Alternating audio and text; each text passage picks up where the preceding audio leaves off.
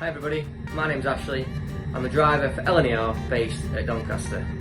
Part of the route I drive is between Doncaster and Newcastle, and what you're about to see is a short insight into what this looks like from the driver's point of view.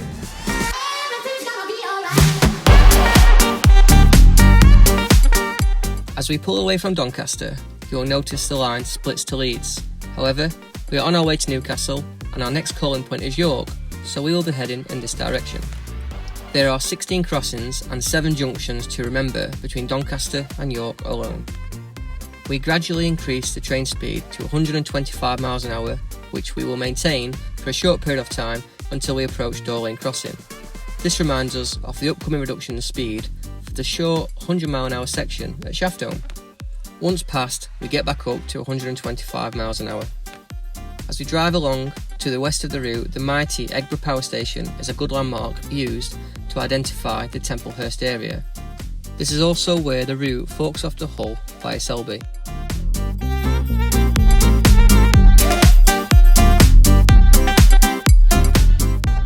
At Copmanthorpe Crossing, I start braking for York.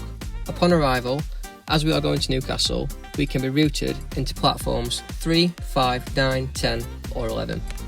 York Station is steeped in history. I believe it opened in 1877 and once upon a time it was the largest station in the world.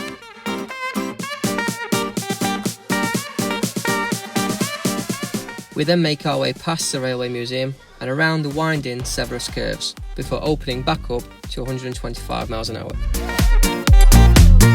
It's always good fun passing the enthusiasts at the train restaurant near Edinburgh Crossing, which is roughly the halfway point to Edinburgh from King's Cross.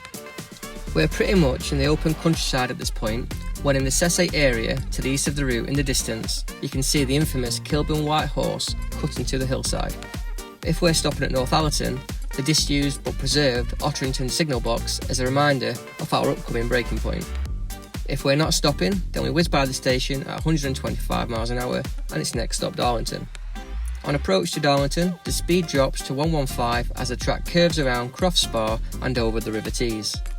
Here you get a good view of Middlesbrough Football Club's training ground for all you football fans out there before we arrive at the Grade 2 listed Darlington station.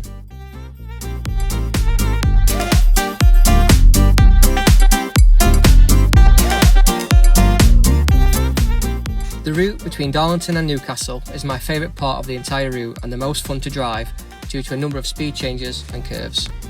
First up is Aycliffe Curves, where the speed drops from 125 to 95, 85, and then we can open back up to 115 as we approach and travel through Preston-Liskearn. Otherwise known as Ponderosa to railway men and women of old, because the watery land around the track used to wobble when trains would drive past. A few more speed changes take place before we approach Durham Station. Seeing the cathedral and the castle as the sun rises or sets is just awesome.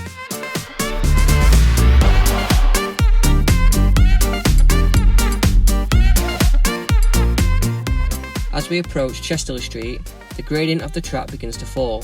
Some drivers refer to this as the Chesterley Street roller coaster. It's not long before we pass the Greyhound Stadium at Birtley and we catch a glimpse of the iconic Angel of the North.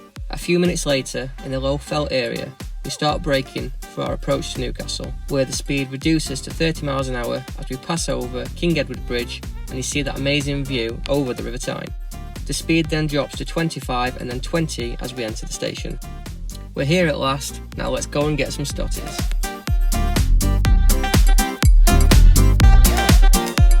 I hope you enjoyed the journey.